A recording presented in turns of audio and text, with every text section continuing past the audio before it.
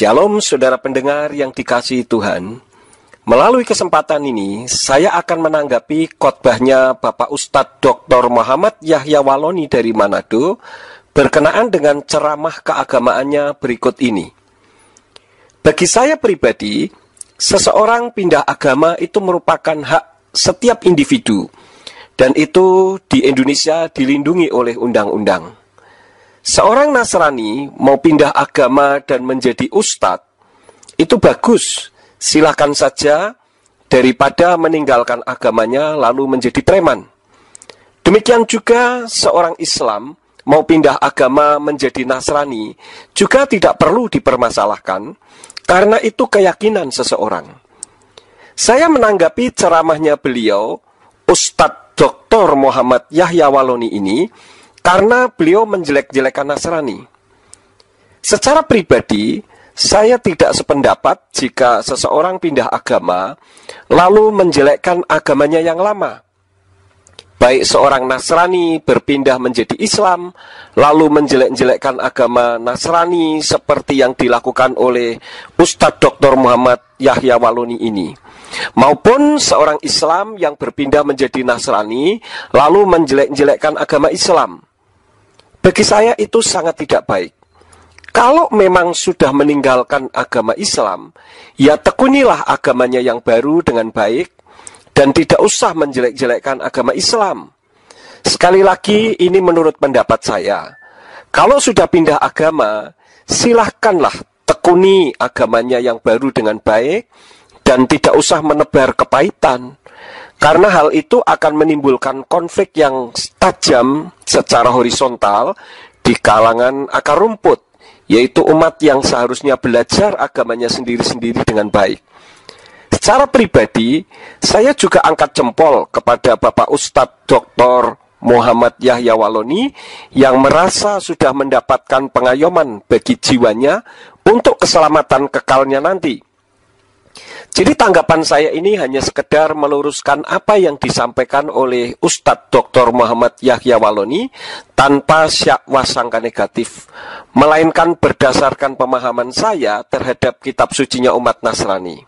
Saya juga punya kenalan banyak kiai kondang di Jawa Tengah ini, dan kami bisa saling menghormati, saling menghargai, dan berjalan di relnya masing-masing.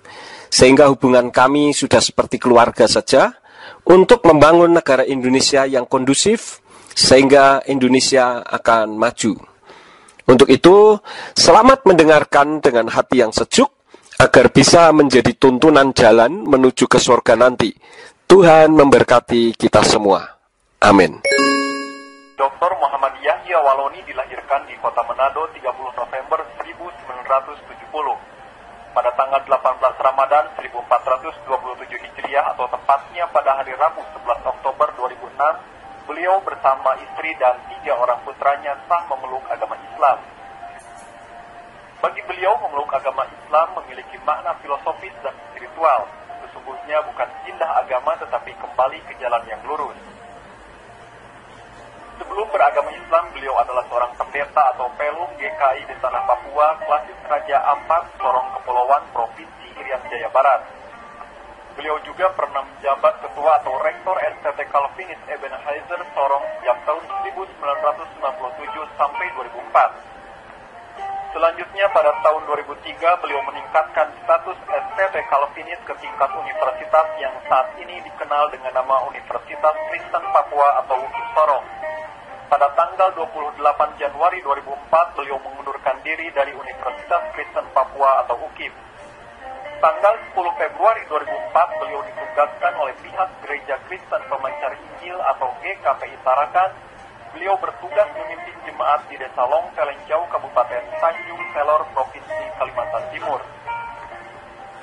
Di samping tugas kependetaan, beliau sempat mengabdikan diri sebagai dosen di Universitas Balikpapan atau Uniba tahun 2005 hingga 2006. Beliau menyelesaikan studi S1 Teologi di STT Calvinis Ebenezer Manado tahun 1996. Tahun 2000 menyelesaikan studi S2 Teologi dan program S3 Filsafat di Institut Teologi Oikumene Immanuel Manado tahun 2004. Ketika masih menjadi pendeta, beliau sangat digemari oleh para jemaat Kristen dalam hal berkhotbah, baik di Papua, Manado, Balikpapan, Tarakan, dan lain-lain. Di kalangan Kristen, penulis memiliki banyak sekali kaset-kaset khotbah, pendeknya qualified. Kini beliau sedang belajar Al-Quran dan Al-Hadis. Beliau bercita-cita ingin menjadi seorang dai demi menegakkan kebenaran Allah Subhanahu wa Ta'ala di dunia ini, agar umat manusia terselamatkan. Alasan beliau memeluk agama Islam sederhana saja. Beliau mengakui bahwa Al-Quran adalah sebenar-benarnya firman Allah, sebab tulisan dan ajarannya sejak 1 Hijriah hingga sekarang ini tidak pernah berubah. Sedangkan Alkitab Kristen banyak mengalami perubahan akibat noda otak dan tangan manusia. Akhirnya beliau berkesimpulan, sesungguhnya Al-Quran adalah firman Allah Subhanahu wa Ta'ala, sumber kehidupan, iman, dan keselamatan dunia serta akhirat.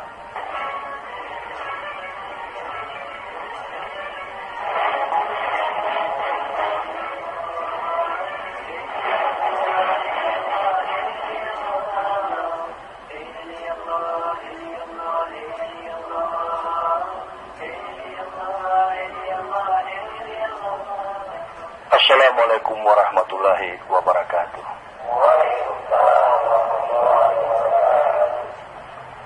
Bismillahirrahmanirrahim. Alhamdulillahi rabbil alamin.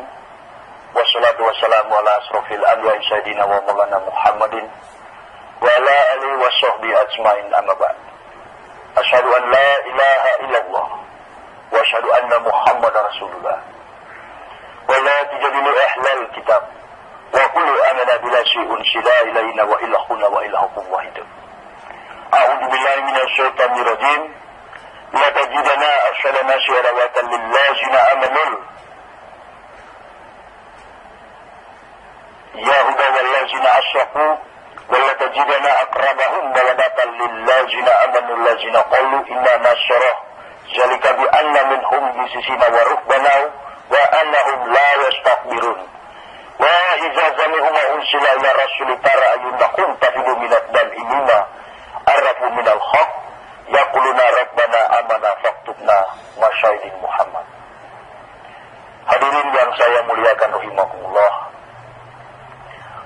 pada kesempatan ini saya hadir di tengah-tengah kita semua. Tentunya merupakan sebuah nikmat berkah yang patut kita syukuri kehadirat Allah Subhanahu wa Ta'ala. Karena apa yang kita lakukan sepanjang perjalanan kehidupan kita selama diperkenankan oleh Allah, tidak ada sesuatu yang dapat kita banggakan dalam hidup ini selain menyatakan alhamdulillah, ungkapan syukur yang sebesar-besarnya kehadirat Allah. Dan semua yang kita lakukan di dalam segala peristiwa hidup ini sebagai orang-orang beriman tentunya mengacu dari sikap dan akhlak yang dipandu berdasarkan apa yang pernah dilakukan oleh baginda Rasulullah Muhammad SAW. Karenanya di kesempatan ini saya juga mengajak marilah kita sekalian menyatakan salawat dan taslim kepada revolusioner Islam junjungan Nabi besar Muhammad SAW. Saya pada kesempatan ini ingin menyampaikan sebuah pengalaman hidup yang barangkali bagi manusia ini hal yang tidak mungkin terjadi. Bagi manusia hal ini adalah sesuatu yang sukar, dan bagi manusia hal ini adalah mustahil. Tetapi yang kita yakini bersama sebagai orang-orang beriman bahwa bagi manusia mustahil, tetapi bagi Allah tidak ada yang mustahil. Saya telah diketahui oleh banyak orang di seluruh Indonesia, dari ujung timur Indonesia, tanah Papua. Karena dulunya saya berlatar belakang atau dalam background kehidupan saya adalah seorang pendeta. Yang kemudian saya memeluk agama Islam. Ya, bagi saya ini bukanlah hal sebagaimana terjadi di tengah kompleksitas hidup bangsa kita ini, yang biasa-biasa saja, umpamanya ada yang dari Islam kemudian beralih memeluk agama Kristen. Itu saya kategorikan bukan sebagai orang yang pindah agama alias murtad. Tetapi bagi saya, memeluk agama Islam adalah kembali kepada kebenaran ilahi. Saya telah menemukan dasar-dasar kebenaran itu yang sebentar nanti akan saya paparkan. Apa yang membuat saya tertarik, apa yang memotivasi saya untuk memeluk agama Islam. Bagi saya pribadi, menghormati keputusan Bapak Dr. Muhammad Yahya Waloni untuk memeluk agama Islam dan meninggalkan dunia Nasrani, itu memang hak Bapak dan saya menghargai keputusan dan iman Bapak. Tidak masalah, karena setiap agama tentu mengajarkan kebaikan berdasarkan imannya masing-masing. Dan tentu saja semua orang memeluk agamanya karena dipandang bahwa apa yang diimaninya itu merupakan agama terbaik. Coba saja kita tanya kepada pemeluk agama Hindu. Tentu mereka akan mengatakan kalau agama Hindu itu terbaik. Jika kita bertanya kepada pemeluk agama Buddha, tentu mereka akan mengatakan bahwa agama Buddha itu yang terbaik. Jadi tidak masalah karena itu hak seseorang. Termasuk Bapak Ustadz Dr. Muhammad Yahya Waloni yang tadinya Nasrani kemudian mengimani Islam. Sah-sah saja. Kita tahu bersama bahwa di negara kita ini ada 5 agama besar. Ada agama Kristen, ada agama Islam, ada agama Hindu, ada agama Buddha dan Katolik. Dan saya adalah salah satu tokoh, saya adalah salah satu pejabat yang kemudian dari Kristen masuk memeluk agama Islam. Bahkan bukan cuma saya, istri dan ketiga putra saya pun turut memeluk agama Islam. Dari latar belakang kehidupan saya sebagai seorang Kristen, saya bukanlah jemaat yang duduk manis mendengarkan khotbah pendeta. Tetapi saya adalah seorang yang berdiri di atas mimbar yang mengajak manusia untuk masuk ke dalam kerajaan surga menurut pemahaman teologi Kristen. Nah, ini yang memotivasi saya tentunya mengapa memeluk agama Islam sebagai seorang yang boleh dikatakan pendeta, tahu tentang kebenaran Kristen, bukan kebenaran Allah bagi saya sekarang. Bukan kebenaran Allah, tetapi kebenaran Kristen. Karena bagi saya agama Kristen itu adalah agama yang tidak sesuai dengan konteks silsilah daripada para nabi. Di sini seharusnya Bapak Ustadz Dr. Muhammad Yahya Waloni menyampaikan ketidaksesuaian konteks silsilah para nabi yang Bapak maksud. Jadi jelas dan tidak menimbulkan opini negatif terhadap umat Nasrani. Tetapi dengan sengaja, tanpa malu, tanpa sadar, tahu diri, tanpa menyadari siapa dia, kemudian membawa nama agama yang pernah dibawakan oleh nabi-nabi Allah, yakni Nabi Isa alaihissalam. Perlu Bapak Ustadz Dr. Muhammad Yahya Waloni ketahui bahwa kekristenan sesungguhnya tidak membawa-bawa agama yang pernah dibawakan oleh Nabi Allah, yakni Nabi Isa, seperti yang Bapak sampaikan. Nanti dengan mengikuti terus sanggahan ini, kita semua akan membuktikan bahwa apa yang disangkakan oleh Ustadz Dr. Muhammad Yahya Waloni ini keliru.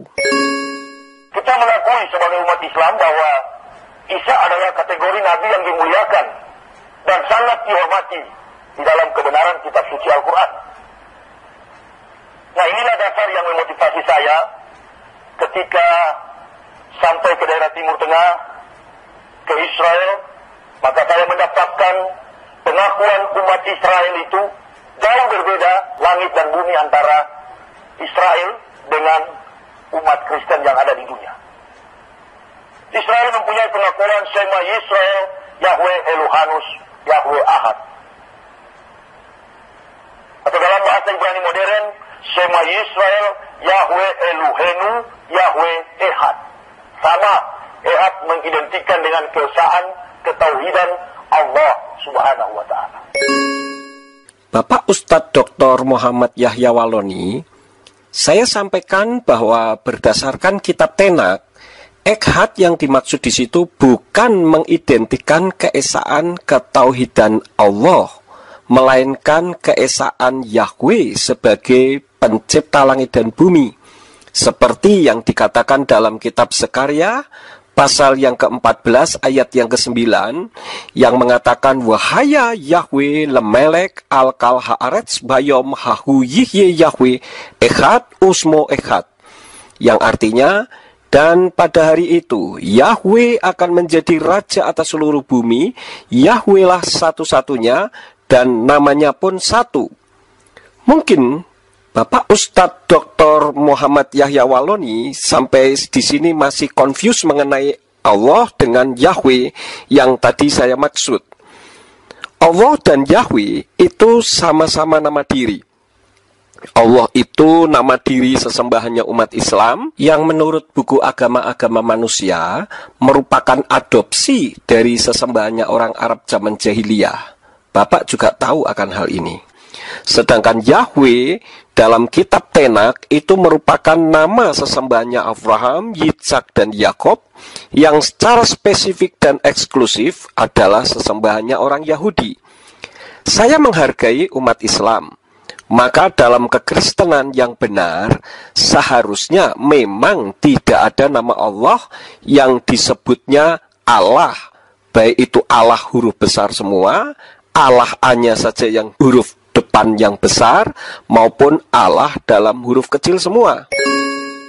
Nah, persoalan yang prinsip dan mendasar mengapa saya memeluk agama Islam, ketidakpuasan saya mencari sebuah pembenaran ilahi adalah didorong oleh kekuatan ilmiah, bukan hanya sekedar mimpi, karena banyak sekali orang yang memeluk agama Islam itu hanya berdasarkan mimpi. Ya, saya kalau hanya berdasarkan mimpi, barangkali saya kategori itu 80% saya tidak percaya. 20% saya masih percaya. Mengapa demikian? Karena kebenaran Islam itu tidak tepat apabila manusia mengkajinya hanya dengan sisi mimpi. Atau hanya dengan pengalaman-pengalaman spiritual yang kadang-kala dusta. Saya mengkaji Islam sehingga saya masuk memeluk agama Islam adalah berdasarkan pemahaman ilmiah dan jenjang pendidikan yang saya tempuh sampai kepada strata 3. Saya sependapat dengan pemikiran Bapak. Seharusnya memang kita mengikut dan memeluk suatu agama itu bukan berdasarkan pengalaman spiritual saja, melainkan harus bisa dipertanggungjawabkan secara teologis dan berdasarkan kajian ilmiah. Sehingga kepengiringan kita kepada Tuhan yang kita yakini itu tidak asal-asalan atau hanya sekedar ikut-ikutan. Saya akui bahwa segala sesuatu yang ada di dunia ini terbatas. Strategi berpikir saya pun terbatas oleh aspek ruang dan waktu. Tetapi kita yakini bersama bahwa ketika Allah menciptakan manusia, Allah telah memberikan nikmat, keistimewaan khusus. Dan manusia diberi gelar yang amat sangat istimewa, didudukan pada posisi yang begitu baik sebagai makhluk yang sangat mulia. Sekarang Bapak sebagai umat Islam memang benar jika mengatakan bahwa Allah itu yang menciptakan manusia. Namun kalau dalam kekristenan yang benar, kitab Tenak mengatakan dalam kitab Bereshit atau Kejadian pasal 1 ayat yang ke-26 bahwa Elohim lah yang menciptakan manusia. Dan Elohim itu punya nama, dan namanya seperti apa yang tertulis di dalam kitab Yesayahu pasal yang ke-42 ayat yang ke-8 yang berbunyi Ani Yahweh Husmi, yang artinya aku Yahweh itu namaku. Nah, kerancuan yang terjadi saat ini dalam dunia kekristenan adalah karena nama Yahweh telah diterjemahkan oleh kitab suci terbitan Yayasan Lembaga Alkitab Indonesia dengan Tuhan huruf besar semuanya di dalam kitab Perjanjian Lama dan Allah dalam huruf kapital semua. Sehingga umat Nasrani, khususnya di Indonesia, banyak yang tidak tahu tentang siapa itu Yahweh. Lebih ironis lagi, bahwa penyebutan nama Yahweh selalu diidentikan dengan sebuah kelompok yang tidak bisa diterima oleh kebanyakan umat Nasrani pada umumnya, dan dianggap sesat. Memang saya akui bahwa akibat kesalahan terjemahan inilah yang menyebabkan terjadinya konflik horizontal dengan umat Islam dan kecurigaan di antaranya, karena telah menggunakan nama sesembahannya umat Islam, yaitu Allah dimasukkan di dalam kitabnya umat Nasrani.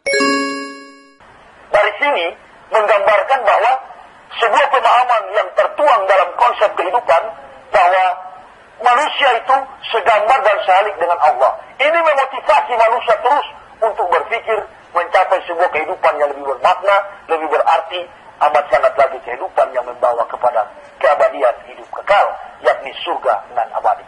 Saya terus terang, Universitas Kristen di Tanah Papua yang ada sekarang berkedudukan di Sorong adalah hasil karya saya. Selama 7 tahun saya memimpin Sekolah Tinggi Teologi Kalvinis yang mengkonsentrasikan ilmu perjanjian lama.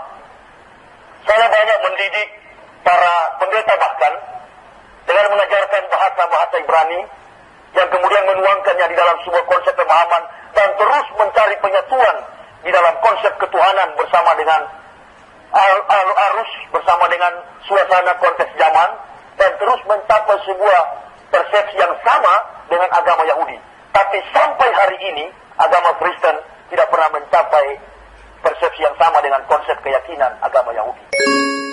Bapak mau mencari penyatuan konsep pemahaman dalam konsep ketuhanan agama Yahudi dan agama Kristen, tentu saja tidak akan pernah ketemu. Karena agama Yahudi itu kiblatnya kepada Torah dan segala yang diajarkan Mose atau Musa sebagai nabi besarnya. Karena ketika agama Yahudi berdiri, Yeshua HaMashiach belum turun ke bumi sebagai dafar atau firman yang hidup dari Yahweh. Sedangkan Kristen itu pengikut Yeshua yang tentu saja berkiblat kepada Yeshua HaMashiach yang selama ini di Indonesia dikenal dengan nama Yesus Kristus sebagai Elohim, yaitu Yahweh yang bermanifestasi dalam wujud manusia. Justru karena bangsa Yahudi bebal dan degil hati, maka Yahweh turun ke bumi dalam wujud manusia yang pada akhirnya ditolak juga oleh bangsa Yahudi dan disalibkan. Adapun bukti bahwa Yeshua itu Yahweh yang turun ke bumi akan saya sampaikan dalam lanjutan dari sanggahan ini. Jadi ikuti saja sanggahan ini dengan hati yang terbuka dan pikiran yang jernih. Sementara dalam unsur ketuhanan yang diyakini oleh umat Kristen tentang keilahian Yesus itu hanya berdasarkan pola logika matematika dan asumsi manusia yang banyak sekali diakal-akali oleh seorang individu yang namanya Paulus. Kalau kita perhatikan, kebetulan saya membawa Bible, kebetulan saya membawa kitab suci Kristen, ada ayat-ayat tertentu, makanya saya selalu katakan, kalau saya mendapati satu kata saja, satu kalimat saja, satu ayat saja dari Bible, bahwa Yesus mengatakan dirinya Tuhan dan Juru Selamat, maka saya pasti berani akan kembali memeluk agama Kristen. Bapak Ustadz Dr. Muhammad Yahya Waloni yang dikasihi Tuhan, Yesus sebagai Tuhan dan Juru Selamat itu bukan akal-akalan dari Rasul Paulus atau Rasul Paulus seperti yang Bapak sampaikan, melainkan itu dari Yesus sendiri loh Pak. Rasul Paulus dalam kitab-kitabnya di situ meneguhkan dari pimpinan Ruach HaKodes. Dalam kitab Yohanan pasal yang ke-14 ayat yang ke-6, di sana dikatakan wa yomer elai Yeshua anoki haderek wa haemet wa hakayim wa islo yafo el haaf bilti al yadi, yang artinya Yeshua berfirman kepadanya, akulah jalan dan kebenaran dan hidup. Tidak seorang pun sampai kepada Bapa jika tidak melalui aku. Nah, yang dimaksud sampai kepada Bapa itu kemana? Itu maksudnya selamat sampai ke tempat tinggal Bapa Yahweh, yaitu surga yang mulia. Nah, ayatnya mengatakan lo yafo el haaf bilti al yadi, yang artinya kalau tidak melalui aku. Jadi Yesualah juru selamatnya, karena tidak ada yang lain. Hanya Dia satu-satunya jalan menuju kepada Bapa Yahweh di dalam surga.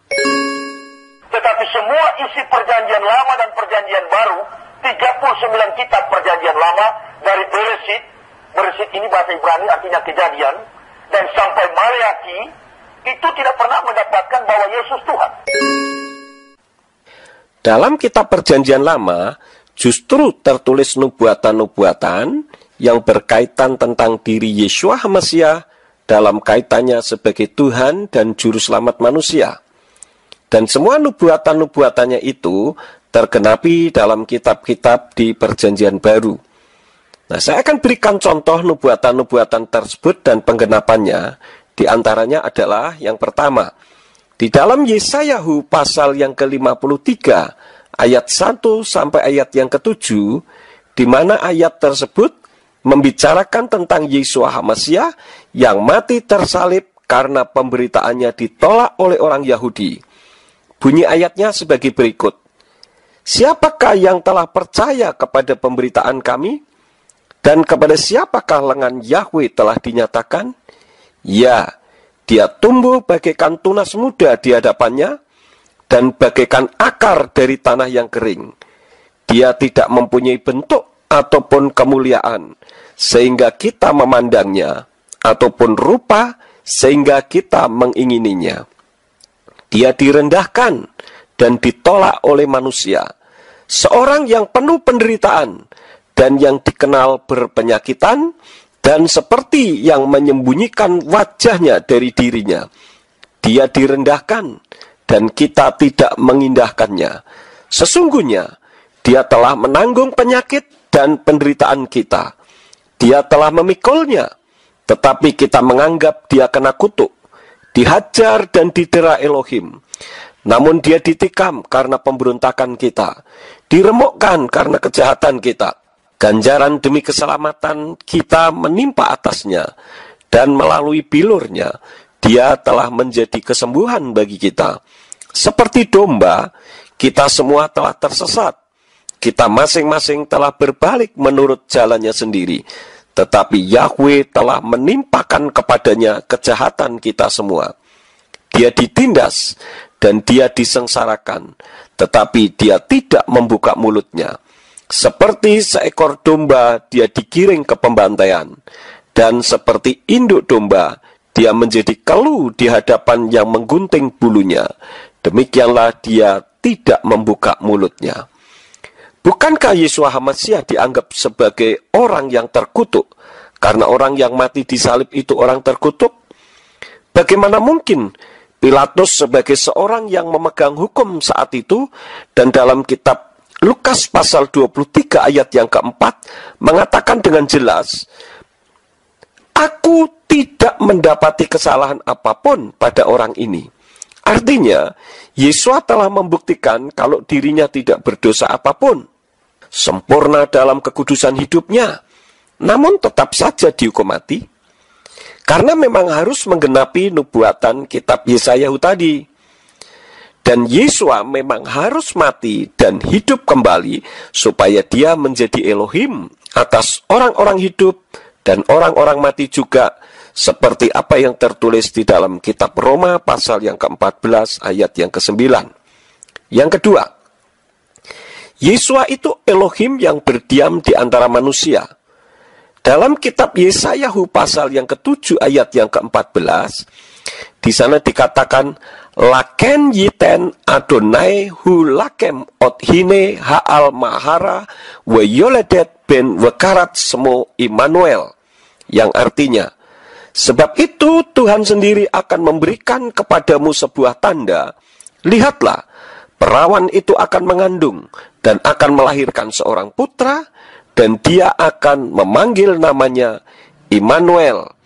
Dan hal itu digenapi di dalam kitab Matius pasal yang ke-1 ayat yang ke-23 yang berbunyi, "Hine ha'al mahara wa yoledet ben weku semo Immanuel asyer yeamer el Imanu."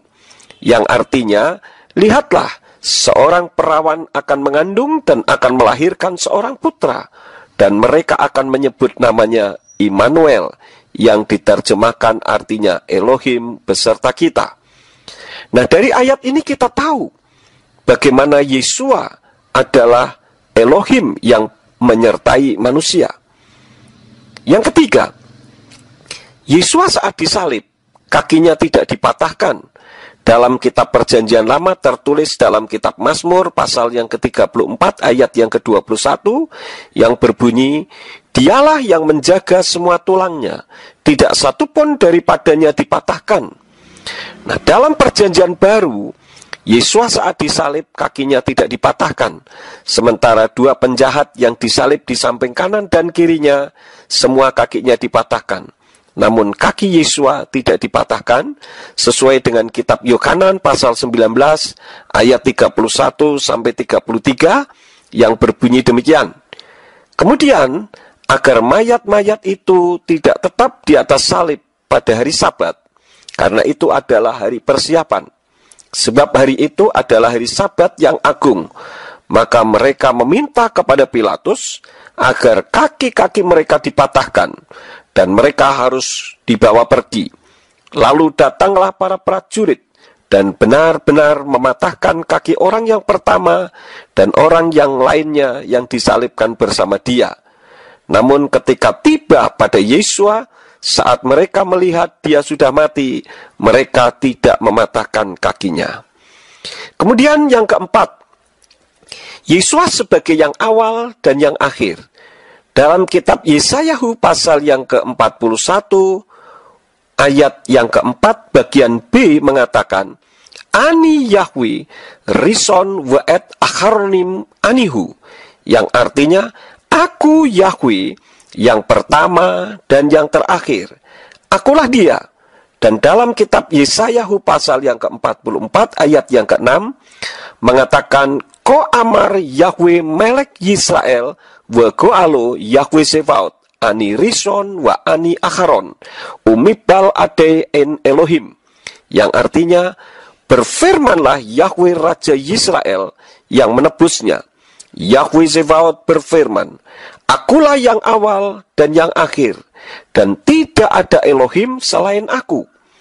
Nah, di dalam perjanjian baru, tertulis di dalam penglihatan Yohanan ketika ada di Pulau Patmos, di dalam kitab Wahyu pasal yang ke-22, ayat yang ke-12 sampai 13, yang demikian bunyinya, Wa ani hini fa'at me hera uskari iti lesalem le is ke ma'asehu anoki alef wetau rison wa acharon ris wasof, yang artinya, dan lihatlah aku datang segera dan upahku ada bersamaku untuk membalaskan kepada setiap orang sesuai dengan pekerjaannya.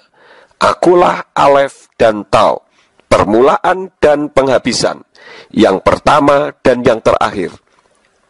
Maka sewaktu di dunia ini, Yesus juga mengatakan di dalam kitab Yohanan pasal yang ke-8 ayat yang ke-58 yang berbunyi, Wa yomer aleichem Yesua amen amen ani omer lakem ani hayiti otat lo haya Abraham, yang artinya, firman Yesus kepada mereka, sesungguh-sungguhnya aku berfirman kepadamu, aku ada sebelum Abraham ada. Kenapa Yesus mengatakan demikian? Bukankah Abraham itu ada di bumi ini ribuan tahun sebelumnya?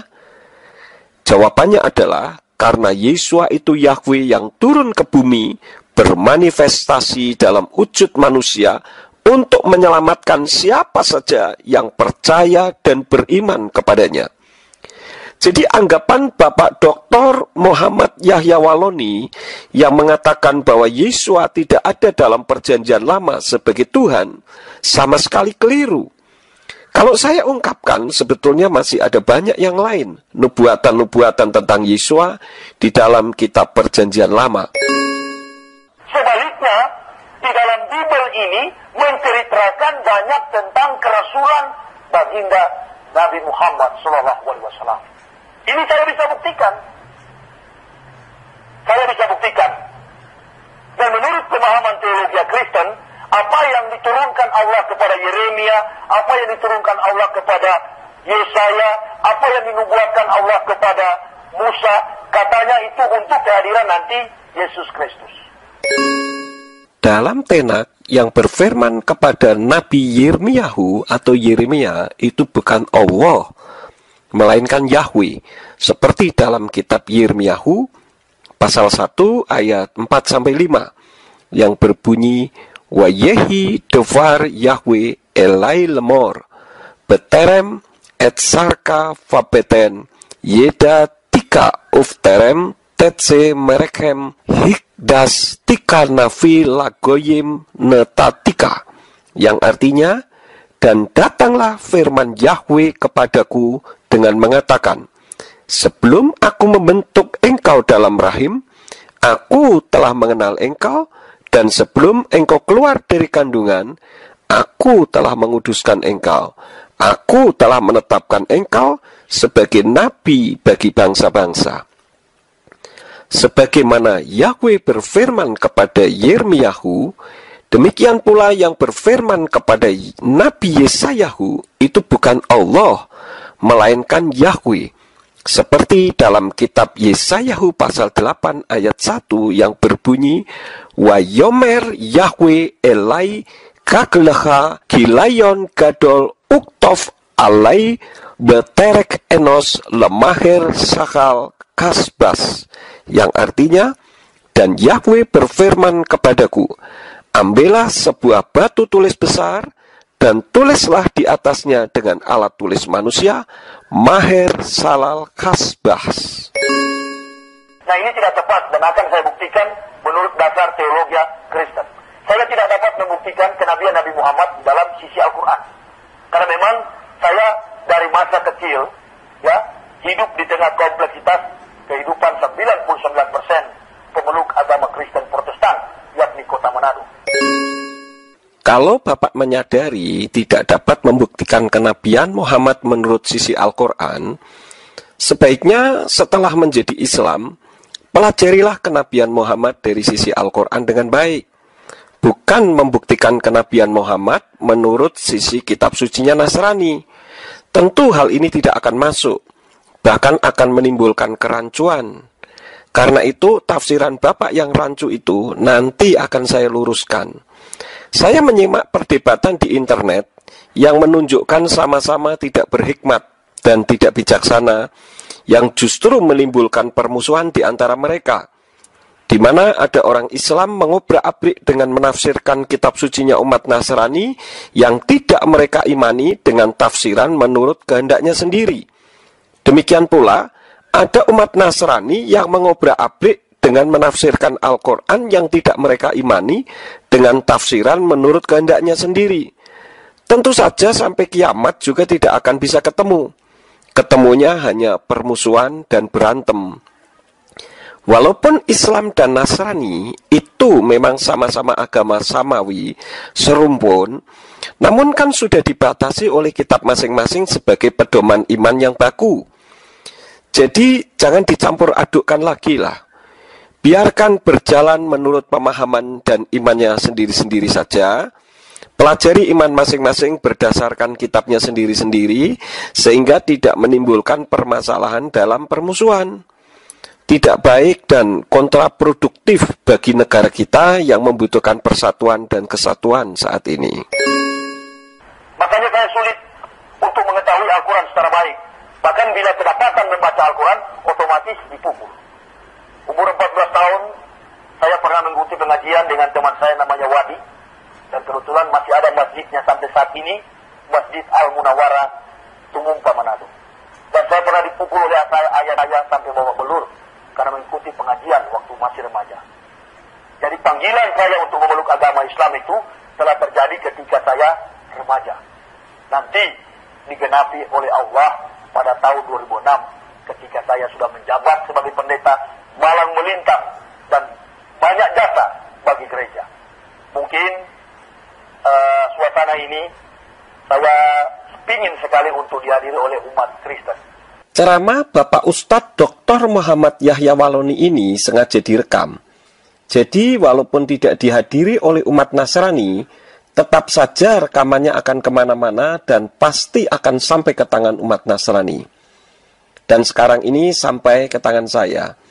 Bapak sebagai umat Islam seharusnya menekuni saja keislaman yang sudah Bapak peluk sebagai agama baru Bapak, dan tidak usah menafsirkan kitab sucinya Nasrani lagi yang sudah Bapak tinggalkan. Namun karena Bapak menafsirkan kitab sucinya umat Nasrani dari sisi pemahaman Bapak yang sudah meninggalkan Nasrani, berarti dipandang menurut sudut pandang Islam, maka tafsiran Bapak tentu saja tidak mengena dengan isi kitab sucinya Nasrani. Sebenarnya paling bagus kalau ada umat Kristen. Karena saya punya alasan yang kuat. Saya punya dasar teologi yang kuat. Mengapa? Di kalangan Kristen saya dapat membuktikan begitu banyak dasar-dasar teologi, dasar-dasar kebenaran yang menunjukkan tentang kehadiran Nabi Muhammad.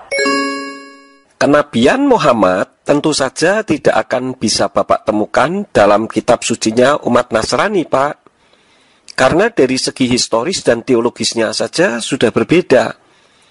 Jadi saran saya sebaiknya Bapak berusaha untuk mencari kenabian Muhammad dari sudut pandang Al-Quran. Baru akan Bapak temukan. Karena itu saran saya, pelajari saja kitab Bapak sebagai pedoman iman Bapak untuk lebih memantapkan iman Bapak untuk melakukan isi Quran. Daripada menafsirkan kitab sucinya umat Nasrani yang sudah Bapak tinggalkan. Artinya kan Bapak sudah menganggap kitab sucinya umat Nasrani itu tidak layak untuk dijadikan iman Bapak. Jadi buat apa ditafsirkan lagi menurut iman Bapak? Ini justru akan menimbulkan rasa tidak sejahtera di antara dua agama, yaitu Islam dan Nasrani. Makanya di tiap-tiap tempat saya diundang untuk berceramah, memperkenalkan diri terkait dengan eksistensi kami sekeluarga meluk agama Islam. Itu selalu saya mengatakan bahwa saya tidak pernah diislamkan oleh seorang al-ustaz. Saya tidak pernah diislamkan oleh seorang kiai. Saya tidak pernah diislamkan oleh seorang kaum muslimin wa muslimat. Artinya tidak ada pihak atau siapapun yang memotivasi kami sekeluarga memeluk agama Islam. Tetapi sebaliknya justru saya diislamkan oleh kepalsuan, kebohongan, dan ketidakbenaran kitab suci saya ini, Kristen. Bapak mengatakan kalau kitab sucinya umat Nasrani itu bohong. Sebenarnya keliru loh, Pak. Coba Bapak pikir dan Bapak renungkan.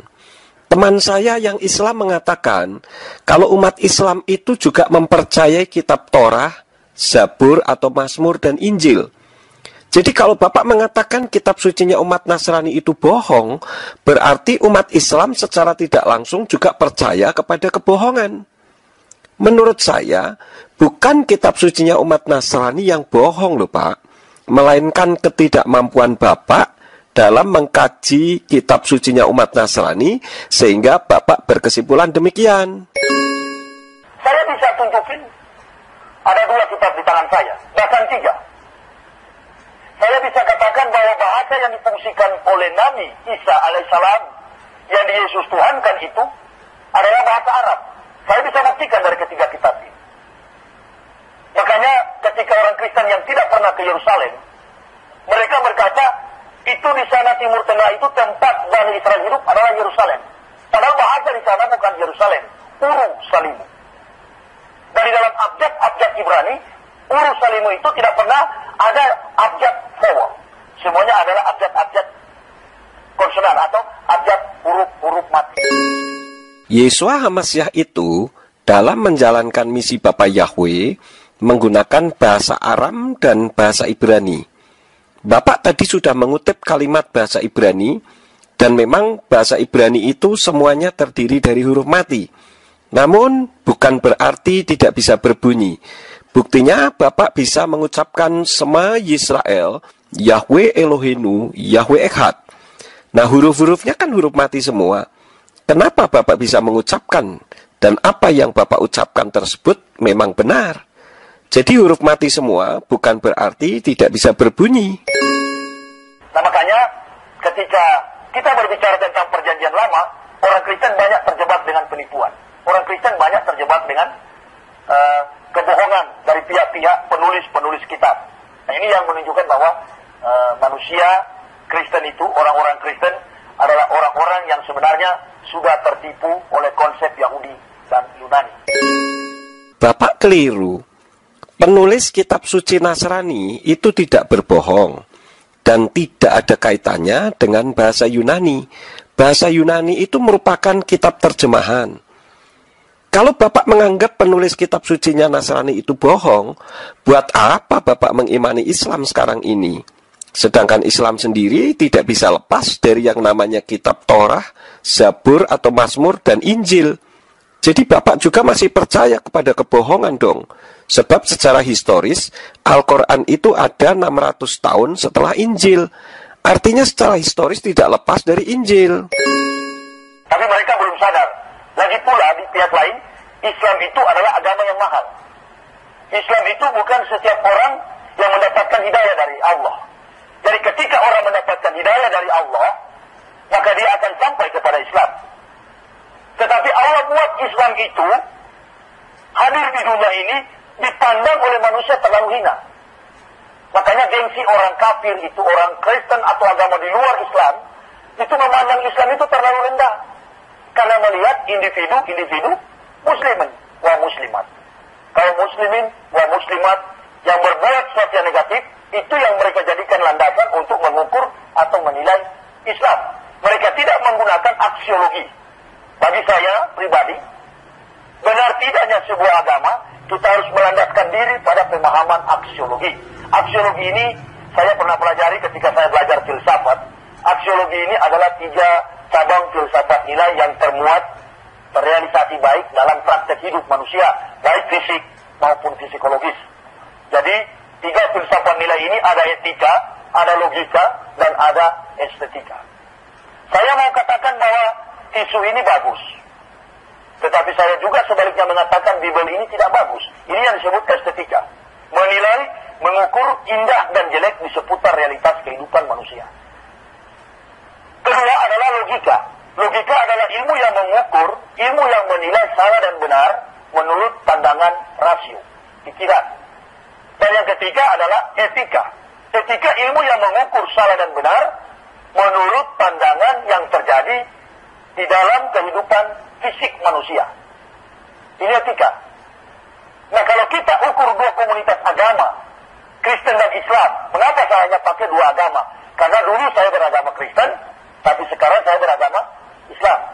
Nah, ini yang memotivasi saya. Dari sisi aksiologi, saya katakan Kristen tidak punya nilai apa-apa. Bapak mengatakan kalau Kristen itu tidak punya nilai apa-apa. Itu memang hak Bapak, karena Bapak sudah meninggalkan Kristen. Coba Bapak tanya kepada orang Islam yang sudah meninggalkan Al-Quran. Tentu mereka juga akan mengatakan hal yang sama, yaitu Islam tidak punya nilai apa-apa. Teori ini tidak bisa dikembangkan karena bersifat individualistis, justru menimbulkan penghinaan terhadap agama atau keyakinan orang lain. Sebagai seorang yang bertitel doktor, seharusnya Bapak tahu bahwa hal ini tidak baik. Di mana ada manusia Kristen, di situ banyak kemaksiatan terjadi. Mari kita buktikan. Contohnya waktu saya masih hidup sebagai pendeta. Di Sangir, tempat kelahiran saya, kampung halaman saya, pendeta-pendeta itu tidak berani naik mimbar kalau tidak minum cap tikus. Harus tahu itu cap tikus supaya wawasan kita di dalam budaya Indonesia ini kuat, ya. Kita akan memahami minuman-minuman keras yang ada di negara kita. Bagus. Pemahaman Bapak sebagai seorang doktor ternyata kok tidak sesuai dengan gelar Bapak ya. Dahulu Bapak mempelajari kitab sucinya Nasrani. Apakah Bapak menemukan satu ayat yang mengajarkan bahwa umat pengikut Yeshua HaMashiach itu boleh mabuk-mabukan? Tidak ada kan Pak? Yang ada justru sebaliknya. Contohnya, di dalam kitab Roma pasal 13 ayat 13 mengatakan, marilah kita hidup sebagaimana mestinya, seperti pada siang hari, bukan dalam pesta pora dan kemabukan, bukan dalam sembarang persetubuhan dan rangsangan badani, bukan dalam perkelahian dan iri hati. Bahkan di dalam kitab Galatia pasal 5 ayat 19-21 dikatakan, dan pekerjaan-pekerjaan daging itu nyata, yaitu perzinahan, percabulan, kenajisan, rangsangan badani, penyembahan berhala, sihir, permusuhan, perbantahan, iri hati, amarah, persaingan, perselisihan, sekte-sekte, kedengkian, pembunuhan, kemabukan, pesta pora, dan hal-hal yang serupa itu yang aku katakan sebelumnya kepadamu. Bahkan seperti yang telah aku katakan sebelumnya, bahwa mereka yang melakukan hal-hal seperti itu tidak akan mewarisi kerajaan Elohim. Jadi, janganlah mengkaitkan tingkah laku seseorang yang belum bertobat untuk melakukan firman, walaupun itu seorang pendeta sekalipun, dan dicampur adukkan dengan kepercayaannya. Ini bicara soal pribadi lepas pribadi. Saya juga bisa menyampaikan kebejatan moral seseorang yang bukan Nasrani loh Pak. Tetapi jangan kemudian dikaitkan dengan kepercayaannya. Nanti bisa berdampak politis dan menimbulkan konflik sara. Karena memang Belanda meninggalkan Kristen supaya umat manusia ini semua rusak di Indonesia. Sekarang Bapak malah mengkaitkan negara atau orang Belanda dengan tingkah laku segelintir orang yang menurut pandangan Bapak perbuatannya tidak baik. Sebaiknya Bapak hati-hati dalam menyampaikan statement tanpa dasar yang benar. Nanti dampaknya tidak baik bagi Bapak sendiri loh. Cap tikus itu adalah enau, kemudian dia dimasak, ya. Uapnya itu disaring, dan itulah jadi cap tikus. Makanya kalau orang Manado minum itu, langsung jadi tikus, masuk got. Kalian mabuk ya. Nah, pendeta terbiasa dengan hal ini. Pendeta terbiasa dengan hal ini. Pendeta siapa yang terbiasa dengan cap tikus? Saya juga baru tahu ada minuman keras cap tikus. Bapak justru bisa menjelaskan dengan baik apa itu cap tikus. Sebaiknya Bapak jangan main hantam kromo begitulah Pak. Tidak bagus statement Bapak ini. Di dalam dogmatika gereja dikatakan bahwa Yesus yang lahir dan datang ke dunia itu adalah Tuhan. Yesus Tuhan itu bukan dogma gereja loh Pak, melainkan statement dari Yahweh sendiri. Saya tidak mengakui kalau Yesua yang selama ini di Indonesia dikenal dengan nama Yesus itu Allah. Karena bagi saya, Allah itu Tuhannya umat Islam atau sesembahannya umat Islam. Umat Islam kalau berdoa kan dimulai dengan Bismillah, yang artinya demi nama Allah. Jadi Allah itu nama diri sesembahannya umat Islam. Dari mana nama Allah itu?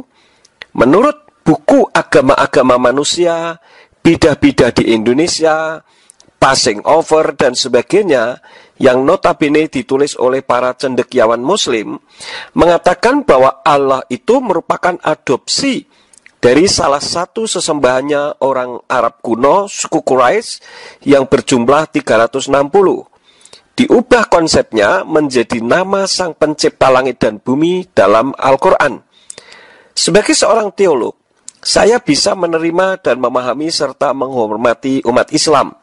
Sehingga dalam pengajaran saya dalam dunia kekristenan, seharusnya memang tidak ada nama Allah, karena itu milik dan haknya umat Islam.